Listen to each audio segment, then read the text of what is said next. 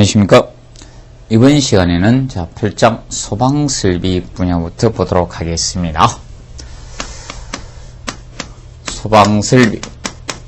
소방설비라는 것은 일반적으로 불을 끄는 소화설비하고 경보, 감지기와 같은 이런 경보설비 쪽하고, 그 다음에 소방관들 이제 소화활동이나 인명구조 활동에 활용하는 소화활동설비, 그리고 이런 부분을 피난설비, 이런 부분을 합쳐서 우리가 보통 소방설비라고 우리가 규정하고 있습니다. 그 개념을 간략히 보시면서, 자, 그래서 그 하재의 종류가 나오는데, A, B, C, D, E급 이렇게 해놨습니다. 자, 그래서 현재 여기 보시면, 우리가 알아두실 거는, 간단히 하재에서 일반 하재하고, 일반 하재, 그 다음에 유류 하재와 정기 하재, 세 가지는 좀 구분을 조금 해 두시면 되겠습니다. 그래서 일반 하재를 우리가 A급 하재라고 표현하고 있고, A급. 그리고, 유류 하재를 B급 하재. 그 다음에 정기 하재를 C급 하재로 표현을 하고 있습니다. 그래서 색깔에 대해서 간략히 정리를 해 놓읍시다. 일반 하재는 하재 후 재를 남기는 하재가 바로 일반 하재죠. 그래서 색깔은 백색으로 표현하면 되겠고, 그 다음에 유류 하재는 하재 후 재를 남기지 않는 하재죠. 그래서 황색, 그리고 정기 하재가 청색 개념이 됩니다. 그래서 여러분들 소화기, 분말 소화기의 색깔이 이렇게 되어 있을 겁니다. 이거 이 바탕색에다 A, B, C를 써놨을 겁니다. 간략히 알아두시면 되겠고요. 그 다음에 소화기 부분에 대해서 해놨습니다. 소화기. 자, 소화기는 일반적으로, 설치 대상에 대해서, 소화기는 소화설비에 해당되죠. 불을 끄는 설비이기 때문에, 소화기는 보통 소방대사물 건물 각부부터 보통 보행거리로 잡죠. 설치거리는 배치 개념은 보행거리. 그래서 첫째 주의할 것은 보행거리로 따져서 잡습니다. 직선거리가 아니라 보행거리로 따져서 20m를 기준 잡고 있으면 이내 배치를 해 주시면 됩니다. 보통 대형 소화기일 때는 기본적으로 30m가 됩니다. 대형일 때는 30m 이내로 잡고 있고요. 그 다음에 설치 높이가 바닥에서 1.5m가 되겠죠. 1.5m 이하에 설치해 주시면 됩니다. 간단히 알아두시고요. 그 다음에 이제 기본적으로 알아두실 건 이 소화기에 대해서 다루고, 그러면 보통 소화기는 기본적으로 일반적인 건축물의 경우 설치 대상은 연면적 33제곱미터 이상이면 소화기를 설치해 줘야 되죠. 연면적 33제곱미터 이상일 경우 소화기 설치 대상은 기본적으로 이겁니다. 소화기는 연면적 33제곱미터 이상이 되어 주시면 됩니다. 그러면 연면적과 관련 없이 무조건 설치해야 되는 경우는 바로 지정문화재나 이런 가스시설과 관련된 것은 연면적과 관계없이 우리가 설치합니다. 터널이나 이런 부분은 보시면 되겠고, 자, 그 다음에 요새 자동용 소화장치가 있죠. 주방용 이 자동 소화장치, 주방에 자동 소화장치 설치해야 되는 설치 의무 대상에 대해서 간략히 한번 기억을 해 놓으시고요. 그래서 주방용 자동 소화장치, 옛날에는 이 자동 소화기였다가 자동 소화장치 개념으로 폭이 넓어졌습니다. 그래서 확산식 분말 소화기만 설치된 게 아니에요. 요새는 소화액을 뿌리는 것도 있기 때문에 여러 종류라서 주방용 자동 소화장치 설치 의무가 있는데, 요거는 공동된 아파트하고 그 다음에 아파트 경우, 그 다음에 30층 이상 오피스텔하고 30층 이상 오피스텔. 자, 이 개념, 여기에, 자, 모든 전층에 대해서 전부 다, 주방용 자동 소화장치 설치 의무를 부여하고 있습니다. 최근에 오피스텔도 주거용으로 너무 많이 이용해서, 주방을 설치하다 보니까 이런 규정들이 들어왔습니다. 간략히 정리해 두시고, 그다음에 각종 설비 규정 개념이 거기 나오고 있습니다. 자, 그래서 우리가 특히 이제 알아두셔야 될 것은 스프링 쿨러라든지 옥내 소화전, 옥외 소화전 이런 부분을 좀 집중적으로 해 놓으시면 될 것 같습니다. 그러면 기본적으로 우리가 알아두실 것은 가장 건물에 많은 게 옥내 소화전이죠. 옥내 소화전. 그래서 옥내 소화전을 자, 간략히 보시면 옥내 소화전. 보통 옥내 소화전은 여기 보시면 보통 건축물에 보통 층마다 설치를 해놨죠. 층마다 설치를 해놓고, 그러면 여기에서 알아두실 거는 최근에 옥내 소화전이 옛날에 호수와 그런 형태가 아닌 최근에 저런 호스릴 방식도 있죠. 호스를 위에다 감아놓은 때 쭉 풀고 하는 이런 형태도 있습니다. 그러면 옥내 소화전에서 우리가 기억하실 것 첫째, 자, 이 방수 압력적인 측면. 자, 보통 방수 압력은 보통 0.17MPa 이상 되어 주시면 됩니다. 0.17MPa 이상의 압력을 유지해 주시면 됩니다. 그런데 이때 자, 노즐 선단의 이 방수량 개념은 분당 130L/min 이상을 확보해 주시면 됩니다. 그런데 최근 고층 건물들이 많이 발생하다 보니까 고층 건물이 많이 들어왔죠. 30층 이상. 보통 높이, 고층 건물의 기준이 30층 이상이거나 높이가 120m 이상이 되면 고층 건물이라 하죠. 그래서 30층 이상일 때는 수원 확보 같은 걸 더 많이 해줘요. 그래서 보통 이걸 기준 잡아서 보통 법정 저수량이 보통 20분을 기본으로 베이스로 잡고 있거든요. 수원 저수량을 확보해야 될 것이 보통 여기에다가 곱하기 20분을 확보하는 겁니다. 소방은 기본이 법정이 20분입니다. 그럼 130리터에다 20분을 곱하면 2600리터가 되겠죠. 그래서 수원 저수량 2.6 세제곱미터 곱하기 N으로 해서 보통 산정을 해주고 있는 겁니다. 그런데 이때 N우는 동시 개구수인데 5개 이상 시는 5개가 됩니다. 5개로 확보하면 되는 이때 N우는 일반적으로 가장 많은 층에 가장 많이 설치된 많은 층의 설치 개수입니다. 많은 층에 우리가 설치 개수 개념이 됩니다. 합산이 아니라 가장 많은 층의 기준 됩니다. 그런데 이 5.2는 2.2 세제곱미터는 20분을 기준 잡았기 때문에 이렇게 됩니다. 그런데 고층 건물 30층 이상 됐다. 30층 이상에서 49층 이하까지 49층까지는 보통 요거를 얼마를 잡아주는가 하면 40분으로 봐줍니다. 40분. 그렇기 때문에 5200리터니까 5.2 세제곱미터의 개념이 됩니다. 고층 건물에 대해서. 그런데 50층 이상 초고층에 대해서는 50층 이상은 우리가 일반적으로 60분을 봐줍니다. 20분을 더 더해서 60분이니까 바로 7.8 세제곱미터가 되는 겁니다. 이걸 기준으로서 수원 수량을 확보하도록 하고 있습니다. 간략히 자 기본적인 베이스 알아두고 그 다음에 건물의 각 부분으로부터 일반적 설치 거리는 얼마로 잡아주는가 하면 이거는 25m 이내에 들어가죠. 설치 거리는 건물의 각 부분으로부터 설치 거리는 25m 이하에 들어오면 이내에 들어와 주시면 됩니다. 그리고 여기 호스 구경은 40mm를 해놨습니다. 근데 호스릴 방식일 때는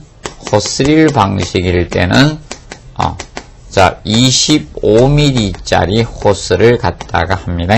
호스릴 방식 릴에다 감아놨기 때문에 호스가 굵어지면 릴이 커져야 되니까 호스릴 방식은 25mm를 기준 잡고 있습니다. 정리를 해 두시면 되겠습니다. 봐두시고요. 그래서 옥내수화전의 기본적인 베이스를 이 정도 한번 봐두시기 바랍니다. 그래서 두고 그 다음에 옥외수화전 근데 여기서 하나만 추가를 해주면 자 50층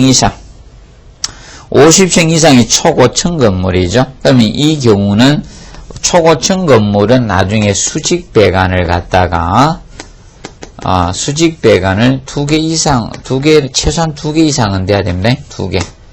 수직배관을 하나로 하면 하나가 문제 생기면 못 올라가기 때문에 수직배관이 최소한 2개 이상 돼 주셔야 됩니다. 초고층은 수직배관 설치할 때.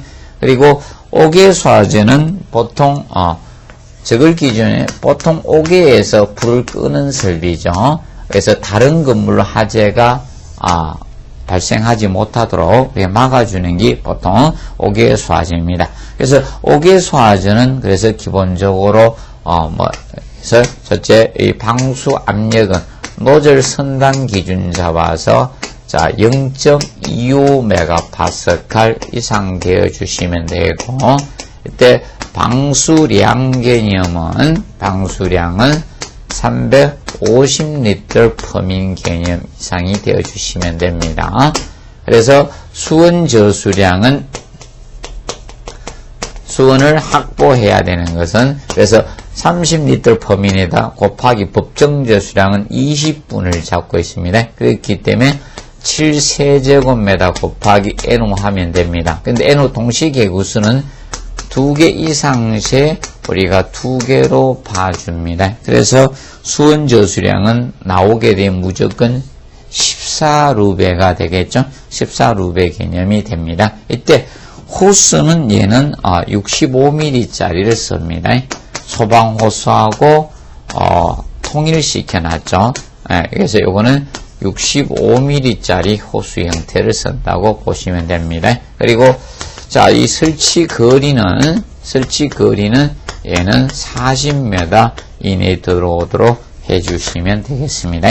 이렇게 알아두시고 그 다음에 스프링쿨러 설비, 자동식 수화 설비에 대해서 보시면 보통 자동식 수화 설비 설치 대상은 보통 특정 소방 대상물의 경우는 11층 이상 건축물 특정 소방 대상물에 대해서 전층에 대해서 다 스프링쿨러를 우리가 설치해야 돼요. 스프링쿨러 설치 대상은 건물 용도에 따라서 약간 차이가는 있습니다. 기본적으로. 자, 그러면 스프링쿨러 설비에서는 우리가 알아두실 것이 자동식 수화 설비로서 보통 표준 방에서 이제 첫째로 스프링쿨러는 자동식 수화 설비, 스프링쿨러 설비. 자, 그러면 이때 방수 압력 개념은 0.1MPa이죠. 0.1MPa 이상 되어 주시면 되겠고요. 이때 자 방수량은 보통 스프링쿨러 설비 헤더의 끝부분이 막혀 있는 게 있고 무엇이 있는가 하면 뚫려 있는 것이 있습니다. 뚫려 있는 것은 개방형이고 막혀 있는 걸 보통 폐쇄형입니다. 폐쇄형을 기준 잡고 있는 거죠. 스프링쿨러는 일반 건물에 거의 폐쇄형을 많이 쓰니까. 그래서 방수량은 80L 퍼민 개념이 되어 주시면 된다. 이상이 되어 주시고 그리고 세 번째로 그러면 수원의 저수량은 20분이 기본이기 때문에 20분. 그래서 1.6 세제곱미터. 그래서 2620이 1600리터니까 1.6 세제곱 곱하기 NO 하면 됩니다.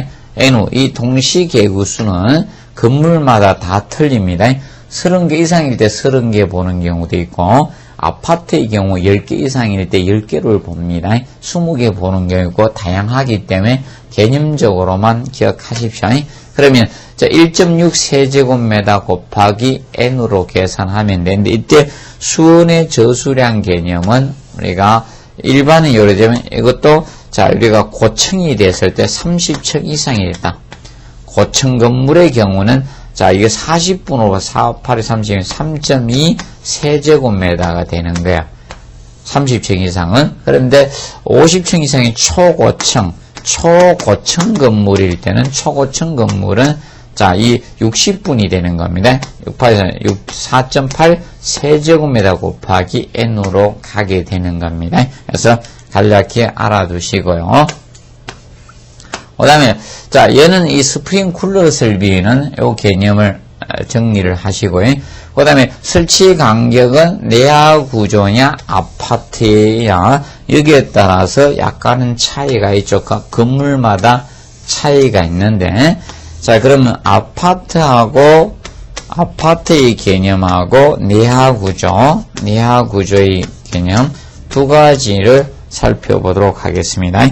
아파트는 보통 헤드하고 헤드의 설치 간격이 스프링쿨러 헤드와 헤드가 있을 때 헤드 간격은 4.52m 이하로 가야 되죠. 최대치가 4.52가 됩니다. 4.2. 그런데 내하 구조일 때는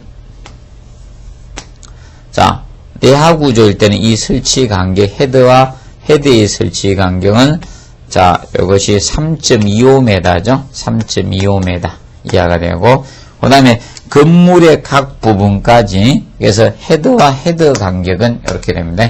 그리고 건물의 각 부분까지 이 거리는, 요거는 3.2m 이하에 들어와 주시면 되고, 근데 내하 구조일 때는 이것이 2.3m, 건물의 가공 2.3m 이하에 들어오면 됩니다. 그래서 하나의 방호 면적의 틀 차이가 있죠. 그래서 방호 면적은 하나의 헤드가 방호할 수 있는 최대 방호 면적은 이 방호 면적 개념이 아파트의 경우는 최대 방호 면적입니다. 불을 꺼지는 최대 방호 면적은 20.43제곱미터가 나오고 20.43제곱미터 이하가 되고, 그런데 이 내하 구조일 때 1헤드로 불을 끌 수 있는 최대 면적은 이 최대 방호 면적은 정방형일 때 방호 면적은 10.56이 됩니다. 10.56제곱미터 되죠. 그래서 이하가 됩니다. 그래서 약간 차이가 있습니다. 간략히 알아두시면 되겠습니다. 봐두시고요. 기본 정리를 해놓으시기 바랍니다. 그 점 알아두고, 그 다음에 그래서 이제 세 번째 스프링쿨러 설비가 나오는데, 스프링쿨러 설비는 자동식 소화 설비이기 때문에 장점, 초기 하지에 좋다. 그리고 야간에도 하지 감지 소화 활동을 한다. 그리고 오작동 오보가 적다. 그 다음에 경보 기능이 있죠. 그래서 얘는 보통, 자동식 소화 설비에서 이 경보 기능을 가집니다. 그래서 이 스프링쿨러는, 자동식 소화 설비면서, 그래서, 소화 설비가 소화 기능을 가지면 불을 끄는 기능도 가지지만, 여기에다가 경보 기능을 가집니다. 근데 경보 기능이 오보가 생길 수가 간혹가다 있을 수가 있습니다. 그래서, 오보 방지를 위해서, 그 방지 대책이 되어 있죠. 그래서 오보가 안 생기는 거죠. 히터딩, 우리가 히터딩 체인버라는 것이 설치를 해놨습니다. 히터딩 체인버. 워터헤마 습격 작용에서 경보가 울려서는 안 된다는 겁니다. 그래서, 일반적으로, 15초 동안 울리는 걸 지연해줘요. 그러니까 워터헤마는 계속 일어나는 것이 아니기 때문에, 그래서 15초면 지연해서 압력 차이가 없으면 그거는 경보가 울리지 않는 거고요. 근데 스프링클러 헤드가 터져버리면 압력차가 생기니까 계속 15초 이상 계속 차이가 있죠. 그러면 경보를 울려야 되는 겁니다. 그 점 보시고, 그 다음에 단점으로서 초기 공사비가 많이 들고요. 물에 의한 2차 피해가 발생한다. 그리고 나중에 밸브를 잠가줘야 되죠. 자동으로 할 수 없죠. 그 다음에 시스템이 오려면 폐쇄형하고 개방형이 있는데, 자, 폐쇄형은 보통 헤드의 끝부분이 막히는 게 폐쇄형이고요. 그 다음에 개방형은 헤드가 뚫려 있는 것이 개방형이라고 보시면 됩니다. 개방형은 저런 무대라든지 무대부, 오페라 이런 거 하고 이런 무대부라든지 아니면 저런데 위험물 취급 이런 부분에 개방형이 있다라고 보시면 돼요. 그래서 개방형을 일제 살수식이라고 정하죠. 그런데 폐쇄형은 습식하고 건식 준비 작동식이 있습니다. 그러면 습식은 1, 2차 배관에 물이 다 차 있는 것이 바로 습식 개념이고, 그래서 동결 우려가 없는 장소에 보통 습식 형태를 쓴다라고 보시면 되겠습니다. 그러면 이런 실내라든지 아파트 내 이런 데는 동결 우려가 없죠. 이런 데는 습식 형태를 쓰고 1, 2차 배관 물이 차 있어서 헤드가 터지면 바로 나오는 겁니다. 그래서 알람 밸브에서 유수 검수 장치에서 바로 가동이 되는 형태. 그런데 건식은 1차 측에는 보통 다 물이 차 있는데 2차 측 배관에 압축 공기가, 가학 공기가 들어있는 것이 건식이고요. 그럼 반면에, 대기압 상태의 공기가 들은 것이 보통, 준비 작동시. 그래서 준비 작동은 준비 작동 밸브의 프리액션 밸브가 가능해요. 그래서 이거는 감지기하고 연계가 되어 있습니다. 그러면 감지기하고 연계가 되는 것들이 뭔가 하면 준비 작동식하고 개방형 일제 살수식이 감지기하고 연계되어 있습니다. 그러면 감지기에서 감지를 하면 이 준비 작동식 프리액션 밸브는 감지기에서 감지가 작동하면 하재를 감지하면 프리액션 밸브에서 모든 준비 작업을 다 합니다. 펌프 가동 중에 다 맞춰가지고 헤드가 터지면 바로 물이 살수되도록 할 수 있는 것이 프리액션, 바로 준비 작동식이 됩니다. 그래서 개방식이나 준비 작동식이 동결 우려가 있는 장소의 개방식이나 준비 작동식 형태를 씁니다. 그러면 우리나라 초창기에는 개방식 형태, 거기에서 건식을 많이 썼다가, 건식은 대기하고 가학 공기를 넣어야 때문에 압력이 빠지면 문제가 되죠. 나중에 터지게 되기 때문에 보통 압축공 컴프레서실을 보통 압축기를 갖추고요. 공기 압축기를 설치해야 됩니다. 그래서 그걸 갖춘 데가 건식이라고 봅니다. 그래서 지하에가 콩콩콩 소리가 나면 그것이 바로 건식이고요. 근데 최근에 아파트들은 거의 다 건물들은 거의 다 사무실 건물 이런 데 지하에 거의 이 준비 작동식 형태로 많이 가고 있다라고 보시면 되겠습니다. 봐주시고. 그 다음에, 그 헤드의 작동 표준 온도와 색상이 나오는데, 보통실에 쓰는 것이 보통 흑색입니다. 그래서, 스프링클러 헤드의 끝부분에 흑색을 표현해서 가장 나오는 온도가 흑색이고, 그 다음에 이제 열을 취급하는 보일러나 주방 같은 데는 우리가 백색 형태를 쓴다라고 보시면 됩니다. 그래서 가장 높은 온도가 바로 녹색으로 나타내고 있다 정도만 보시고요. 드렌처 설비는 개념만 기억하시고 너무 열심히는 하지 마시고요.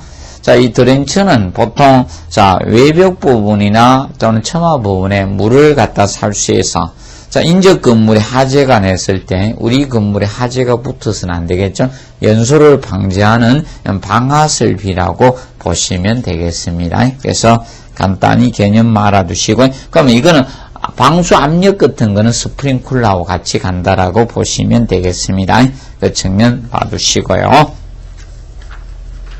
그 다음에, 연결 송수관 설비하고 연결 살수 설비의 차이점은 이겁니다. 소방차가 와서 송수구를 통해서 물을 공급해 주는 개념은 같습니다. 그런데 연결 송수관 설비하고 연결 살수 설비는 연결 송수관 설비하고 연결 살수 설비 자, 이 두 가지는 자, 사실 무엇인가 하면 이거는 소화 활동 설비에 속합니다. 소화 활동 설비. 예, 소화 활동 설비에 속한다고 보시면 돼. 이건 소화 활동 설비. 그래서 두 가지적인 측면이 이거는 같습니다. 송수구를 통해 가고 둘 다 건물의 외벽 쪽에 송수구가 물을 보내주는 구멍이 쌍구형으로 설치되어 있습니다. 송수구에 소방차가 와서 물을 공급해 주는 개념은 같습니다. 소방차가 와서 소방용수를 공급을 해 줍니다. 그러면 배관이 이제 건물에 배관이 설계되죠. 배관이 돼 있어 가지고 배관을 타고 갑니다. 물이. 그러면 여기에는 건물 내부에 뭘 써요?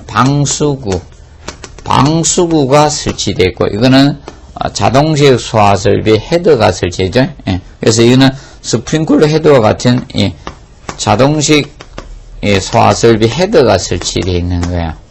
설비 헤더가 설치되어 있습니다. 그러면 이거는 소방차가 와서 물을 공급해 주면 바로 물이 쏟아지는 형태고, 이거는 방수구에다가 소방관이 진입을 해서 소방호스를 체결해야 돼요.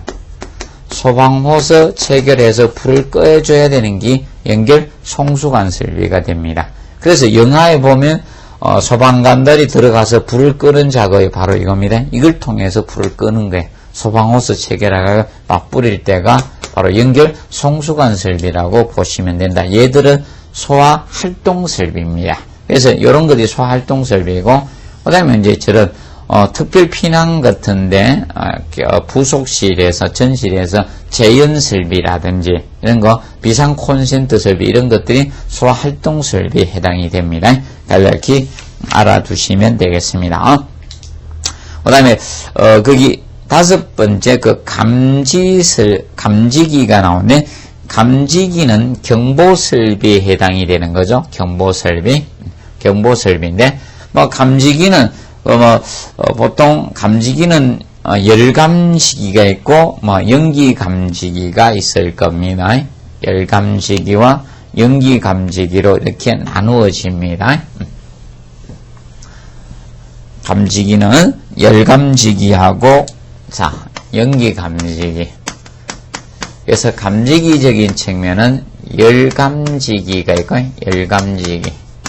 그리고 열감지기가 어려운 장소에 연기감지기를 쓰는 겁니다. 연기감지기. 그러면 열감지기적인 측면은, 정원식 감지기적인 측면이고, 정해진 온도에 작동되는 정원식 감지기. 그리고, 차동식 감지기가 있고, 그 다음에 이 두 가지 성격을 다 띠는 보상식 감지기, 이런 측면이 있다라고 보시면 되겠습니다. 그래서, 차동식은 스포트형한 분포형 해놨죠. 그래서, 일반적으로 정원식 개념은 일정한 온도에 작동되는 거죠. 일정 온도 이상일 때, 우리가 작동되는 것이 정원식이라고 보시면 됩니다. 일정 온도 이상일 때.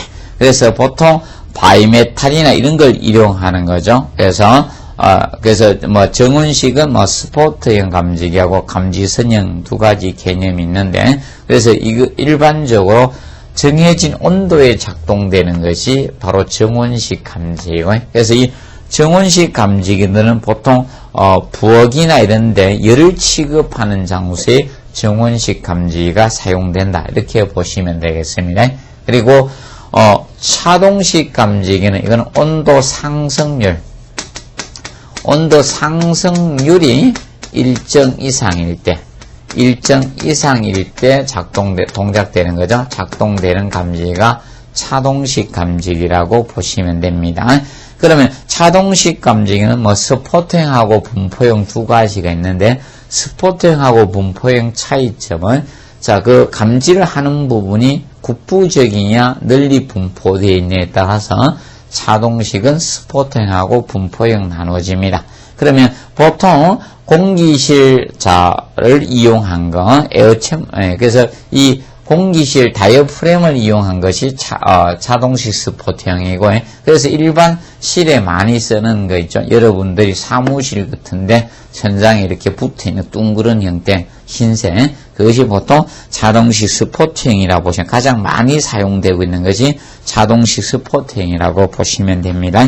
그리고 분포형은 가라란 동파이프를 이용해서 감지를 하는 거죠. 그래서 널리 분포되어 있다. 그래서 감지 부분이 자동식 분포형이라고 칭하고 있습니다. 기억을 해 두시고요. 그래서 보통 이거는 공장이나 이런 창고 넓은 실에 많이 쓰는 게 분포형이고, 보상식은 두 가지를 짬뽕한 거죠.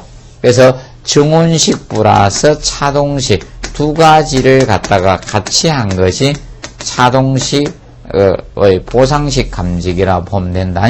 그래서 증온식 감지기는 그래서 주방이나 이런 우리가 보일러실 하면 증온식 스포트형을 좀 기억을 좀 해 놓으시기 바랍니다. 그 다음에 연기 감지기는, 자, 이거는 열 감지가 어려운 장소죠. 열 감지가 어려운 장소에 연기 감지기 형태를 쓰고 있습니다. 열 감지가 어려운 장소에 연기 감지기 쓰는데, 그러면 보통 우리가 열 감지 어려운 장소가 뭐 복도라든지 뭐 계단실 또는 경사로나 아니면 천장고가 높은 실도 있죠. 천장고가 높은 실, 이런 데는 열 감지가 어렵거든요. 이런 부분에 연기 감지기를 쓴다고 보시면 된다. 자, 연기 감지기는 우리가 일반적으로 두 가지 개념이 있죠. 그래서 광전식, 빛의 산란을 이용하는 강전식과 이온수를 이용하는 이온화식, 두 가지 개념이 있습니다. 연기의 농도를 활용하는 게 이온화식이고, 빛의 산란을 이용한 게 강전식이라고 보시면 되겠습니다.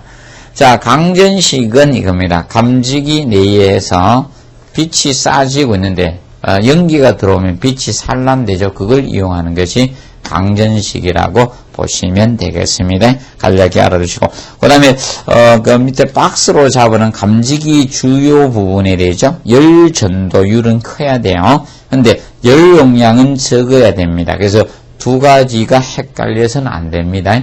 전도율은 커야 되고 열 용량은 작아야 됩니다. 예를 들어서 저거 기억하시면 됩니다. 자, 가마솥하고 양은냄비가 있다. 그럼 감지기로 적합한 것은 양은냄비라는 겁니다. 그래서 걔는 빨리 데우죠. 그래서 라면 삶을 때 양은냄비도 해주죠. 근데 혹시 공부하면서 양은냄비에 라면 삶아주는 데 가서 김치라면 드시지 마십시오. 그 김치라면 많이 드시면 김치가 산이라서 그 금속이 용해되어 나옵니다. 특히 코팅 뺏겨진 냄비들. 그래서 양은 냄비도 코팅이 뺏겨지지 않았을 때는 관계가 없는데, 코팅이 뺏겨진 양은 냄비에 김치라면 해야 되면 김치가 산이기 때문에 중금속 중독됩니다. 이 개념 간단히 한번 봐두시고요. 그래서 그런 부분에 대해서 조금 정리를 해 두시기 바랍니다. 봐두고요. 그 다음에 그런 부분 위주로 많이 조금 보세요. 아직은 나오지 않고. 그 다음에 이제 혹시나 해서 우리가 유도등, 요새 불이 나는데 유도등에 대해서 언급이 요새 언론 같은 데서 자꾸 때리고 이러니까 유도등에 대해서 조금 보겠습니다. 자, 유도등은 자, 보통 기본적으로 대표적으로만 할 경우에 너무 많기 때문에 피난구 유도등 개념하고 자, 이 통로 유도등이 있습니다. 통로 유도등으로 나누어져요. 피난구. 그러면 피난구 피난을 가는 출입구에 설치된 게 피난구 유도등이고요. 그 다음에 통로 부분에 설치된 게 통로 유도등이라 보시면 됩니다. 그러면 출입구 상부에 설치된 게 피난구 유도등입니다. 그래서 피난구 유도등은 보면 이렇게 되어 있습니다. 그래서 기본 바탕색이 녹색입니다. 바탕이 녹색으로 되어 있고, 그리고 여기 출입구 모양이나 사람은 녹색으로 해놨죠. 그래서 출입구를 갖다가 또는 피난 방향을 출입구 내지 피난 방향 하살표 표시해 놓은 것이 이것이 백색으로 되어 있는 게 피난구 유도등이에요. 그래서 피난구 유도등으로서 피난구 유도등은 설치 높이는 1.5m 이상에다가 우리가 설치를 해주게 됩니다. 피난구 유도등은. 근데 이 통로 유도등은 자, 이 바탕이 뭔가 하면 백색 바탕입니다. 바탕이 백색으로 나타냈고요. 그 다음에 여기에 피난 방향을 갖다가 녹색으로 해놨습니다. 하살표를 피난 방향 개념을 우리가 녹색으로 표현을 해놓은 것이 통로 유도등이다. 간략히 기억을 해 두시면 됩니다. 그러면 통로 유도등은 자, 이 거실 유도등이 있고 거실 통로 유도등이 있고 그다음에 자, 복도나 계단이 있습니다. 복도나 계단이 있는데 그러면 보통 설치 높이가 약간씩 다릅니다. 거실은 보통 설치 높이가 1.5m 이상에 우리가 설치를 합니다. 그런데 복도나 계단은 보통 설치 높이가 낮게 설치됩니다. 높이가 1m 이하에. 그래서 여러분들 계단 같은 데 낮게 설치를 해 놓은 겁니다. 낮게 설치했습니다. 그러면 설치는 모서리 이제 굴곡 부분에 설치하고요. 근데 요거는 예외는 있습니다. 예외는 기둥에 설치되면 예외요. 예외는 기둥에 설치된 경우는 1.5m 이하에 설치합니다. 거기 기둥이다 이겁니다. 통로 유등이 표시됩니다. 그래서 이걸 설치를 해주시면 돼요. 그리고 이제 설치 거리인 통로 유도등은 기본적으로 20m 이내마다 설치를 합니다. 20m마다. 그럼 모서리 딱 꺾어지면 또 설치하고, 그래서 기본적으로 이렇게 잡고 있다는 점 한번 봐두시기 바랍니다. 그래서 이런 거를, 그래서 뭐 감직이나 뭐 소화전 관련돼서 뭐 나오면 첫째로 나올 가능성이 아니겠습니까? 그런 것 한번 대비를 하십시오. 나오지 않은 부분이기 때문에 한번 준비를 해 놓으시기 바랍니다. 그런 거 좀 정리를 하시고요. 그 다음에 난방설비에 대해서 보도록 하겠습니다. 난방설비. 그러면 이 난방설비에서는 뭐 난방 방식 부분을 뭐 잠깐 언급해서 우리가 공무원 시험에 나왔었는데, 그러면 난방 방식은 거기에서 뭐 보일러 나오죠. 뭐 보일러 간략히만 알아두시고, 보일러는 뭐 종류 뭐 주철제 보일러나 이평 보일러, 노통 연간 보일러, 수간 보일러, 간류 보일러 이렇게 있습니다. 그러면 일반적으로 뭐 대규모의 가장 쓰는 것이 수관식 보일러죠. 수관식 보일러. 보통 수관식 보일러는 말 그대로 수관이 있다 해서 보통 수관식 보일러라고 칭하고 있습니다. 수관식. 그럼 보통 위에 하고 자, 이 보통 드럼을 갖다가 설치해 가지고 이 수관식 보일러는 위에다가 전기 드럼, 기수 드럼이라고 하고 전기 드럼 설치하고 아래에다가 물 드럼 설치해 가지고 여기에다가 많은 수관을 갖다가 설치합니다. 이렇게 수관을. 그래서 여기에다 수관을 설치해 가지고 했다 해서 보통 수관식 보일러라고 합니다. 수관식 보일러. 그래서 이 수관식 보일러가 보통 고압용 대규모 건축물에 사용되는 겁니다. 대규모 건물이나 또는 지역 난방과 같은데 이런데 수관식 보일러를 사용합니다. 근데 이 수관식 보일러는 고압 보일러로 사용되는 거예요. 고압용 보일러로 이 수관식 보일러가 사용이 되고 있습니다. 사용이 되고 있고, 그래서 보통 고압 보일러 쪽에 많이 사용되고 있는 게 얘입니다. 근데 이 수관식 보일러는 급수 처리를 잘 해줘야 돼. 급수 처리. 급수 처리 장치가 필요합니다. 급수 처리를 안 해주면 나중에 이거는 수간식 보일러는 내부가 굉장히 복잡기 때문에 내부 이런 공사나 이런 거 수리가 힘들습니다. 그래서 급수 처리를 청소를 걸 힘들기 때문에 급수 처리를 꼭 해서 공급을 해줘야 되는 것이 보통 이 수간식 보일러고 전기 순환 속도 굉장히 빠른 것이 특징인 것이 바로 이겁니다. 그래서 대형 건물이나 이런 지역 난방에 사용된 수간식 보일러입니다. 그리고 그 노통 연간식 보일러가 보통 학교나 사무소, 아파트 같은 데 쓰는 거죠. 그럼 노통 연간식 보일러라는 것은 노통하고 연간이 있다는 거예요. 그래서 여기서 연간이라는 것은 무엇을 의미하나? 여는 연간이 간의 재료가 아니고 여기에서 연간은 연자가 연기연자입니다. 연기연자. 그래서 노통이 바로 노통을 갖췄다는 거죠. 연소실, 연소통 또는 연소실입니다. 연소실. 그래서 노통 연간식 보일러가죠. 그러면 여기서 중류나 이런 걸 떼가지고 연소열을 간 내부에 보내서 주변에 물을 데우는 방식을 노통 연간식 보일러라고 합니다. 그래서 이거는 보통 노통 연간식 보일러는 노통하고 연간이 딱 해서 노통 연간식 보일러라고 하는 거죠. 그래서 이거는 보통 아파트와 같은 실이 많은데 아파트나 사무소와 같은 실이 많은데 그래서 왜 이런데 적합한가 하면 보유 수량이 많은 보일러거든요. 얘가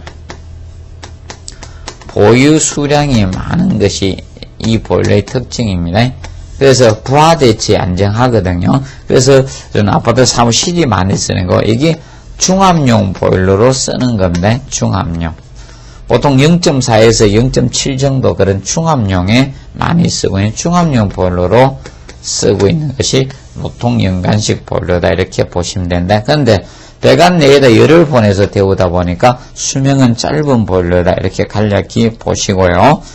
그 다음에 이제 보일러 용량 산정 개념인데, 정적 출력은 모든 부하를 다 더해 주시면 되겠죠. 그리고 상용 출력은 난방 부하에다 급탕 부하, 손실 부하까지, 배관의 손실 부하까지 고려해 준 것이 보통 상용 출력이죠. 그래서 보일러의 정격 출력 개념은,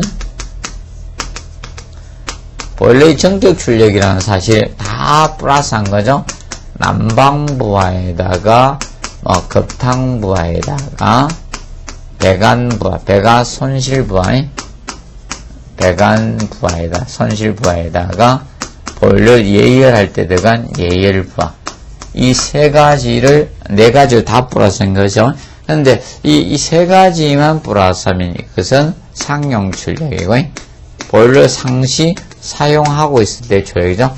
그 상용 출력에다 예열 부하를 플러스해도 전격 출력의 개념이 됩니다. 그리고 이제 보일러의 효율적인 측면을 해놨죠. 그래서 상당 정발량은 100도씨 온수에서 물에서 100전기로 만들 수 있는 정발량을 보통 상당 정발량, 한상 정발량이라고 칭합니다. 그래서 거기 보면 이제 보일러의 마력 개념에 대해서 했죠. 그러면 보통 1보일러 마력 개념을 거기 정리를 하고 있는데, 1보일러 마력은 1시간에 100도씨 물 15.65kg 전부 전기로 정발할 수 있는 능력을 1보일러 마력이라고 하죠. 그래서 그걸 간단히 표현하면, 바로 기억을 간단히 표현하면 무엇으로 잡을 수 있는가 하면, 기억은 저거죠. 상당 정발량, 한상 정발량, 상당 정발량이 바로 15.65kg per hour 되겠죠. 1시간당 약 15.65 전부를 전기로 정발할 수 있는 능력이니까 요거 개념이 되는 겁니다. 간단히 알아두시면 되겠고요. 그럼 이것을 갖다가 무엇으로 표현한가 하면 열량으로 하게 되면 이렇게 되는 거죠. 지금 SI 단위를 써야 되니까, 자, 열량으로 나타냈을 때, 자, 이렇게 했는데, 그러면 15.65kg/h에다가 지금 539kcal는 옛날 단위고 지금 SI 단위로 하면 자 1kcal 개념에 자 지금 현재 kJ SI 단위로 바꾸면 자 얼마 정도 1kcal가 4.1868kJ이 됩니다. kJ. 자, 그래서 여기에다가 자 15.65kg에다가 곱하기 자 그래서 이 잡열을 갖다가 곱해 주시면 되죠. 잡열. 그래서 잡열은 대략 2257kJ이 됩니다. 그러면 539다 4.1868을 곱해 주시면 됩니다. 그러면 2257kJ이 되기 때문에 열량으로 되면 35,322kJ 정도가 약 나올 겁니다. 그러면 이것을 나누기 1kW가 3,600kJ 개념이 됩니다. 1kW가. 그래서 3,600으로 나누면 약 9.8kW의 개념이 나오더라 이겁니다. 9.8kW 간략히 알아두시면 되겠고요. 그 다음에 이것을 갖다가 표현하면 그러면 방열 면적으로 하게 되면 방열 면적 EDR로 나타내면 그럼 9.8kW를 갖다가 자 전기의 표준 방열량으로 나누어주면 된다. 표준 방열량. 그럼 표준 방열량이 650으로 배웠던 분들 킬로칼로리 650이었고 이것이 자 킬로와트로 나타내면 표준 방향 0.756kW가 되죠. 0.756kW로 나누어주면 약 13제곱미터가 나옵니다. 13제곱미터. 1볼륨 하기 상당 정발량으로 나타내면 15.65kg/h. 그리고 킬로와트로 나타내면 9.8kW. 방열 면적은 13제곱미터. 그리고 열량은 35,322kJ이 바로 1보일러 마력 개념이 됩니다. 간략히 알아두시고요. 그 다음에 3번에 상당 방열 면적이 나옵니다. 상당 방열 면적 표준방. 그 실을 난방하기 얼마만큼의 방열 면적이 필요하느냐. 이것이 상당 방열 면적이죠. 그러면 난방부와 총 손실 열량을 갖다가 그래서 방열 면적은 자, 이 방열 면적은 난방부하가 총 손실 열량입니다. 갈로에서 곱이 아니고요. 총 손실 열량이 난방부하 갈로 곱의 개념이 아니다. 그 식이 아니에요. 그래서 총 손실 열량이 이꼬로 난방부하예요. 난방부하. 그러면 난방부하 총 손실 열량은 열 갈류에 의한 손실 열량이 있고 그 다음에 한기에 의한 손실 열량 또는 틈새 바람에 의한 손실 열량 손실 열량 합해 놓은 것이 바로 이거 난방부하 총 손실 열량이죠. 나누기 표준 방열량으로 우리가 나누어 주시면 방열 면적 개념이 되겠죠. 그럼 표준 방열 면적은 온수일 때 0.5 이상 kW, 전기일 때 0.756kW로 나누어 주시면 방열 면적이 됩니다. 그 다음에 방열기 호칭법이 나옵니다. 주형 방열기, 세주형 방열기 여기 해놨습니다. 그러면 주형 방열기는 로마 숫자로 표현하고 세주형 방열기는 저걸로 표현합니다. 아라비아 숫자로 표현해 주시면 됩니다. 자, 그래서 방열기 표시법을 보시면 방열기 표시법에서 상단에 보시면 15가 써난 것은 바로 방열기 절수를 이야기하죠. 방열기 절수 개념이고요. 그 다음에 앞에 나타낸 것이 바로 방열기의 종류를 나타낸 거죠. 방열기 종류. 그래서 방열기는 종류는 주형 방열기가 있고 세적, 주자가 기둥주자입니다. 그리고 세자는 가늘세자. 그래서 주형은 로마 숫자로 2, 3호로 표현하고요. 두 가지가 있습니다. 세주형은 아라비아 숫자 3, 5가 있습니다. 그럼 현재 이 방열기는 바로 주형 방열기라는 거죠. 3주형 방열기로서 뒤에 나타내는 것이 바로 방열기 높이를 나타내고 있고, 방열기 높이고. 자, 그리고 여기에다가 15A를 썼다. A는 미리 간경이죠. 그래서 요거는 앞에는 유입값, 뒤에는 유출간을 나타내고 있습니다. 유출간 보시면 됩니다. 그래서 여기에서 간경을 우리가 표현할 때 간경, 자, 간경을 표현할 때, 자, 밀리미터 간경이 있고 인치 간경이 있는데, 밀리미터 간경은 A고요. 인치 간경이 자, B로 표현하고 있다는 점 간략히 알아두시면 되겠습니다. 자, 그리고 혹시 여기에서 이 중간에 다른 도시기호를 나타내서 중간에다 벽걸이형이야, 또는 가로형이야, 세로형이야, 그걸 약자를 나타낼 수 있죠.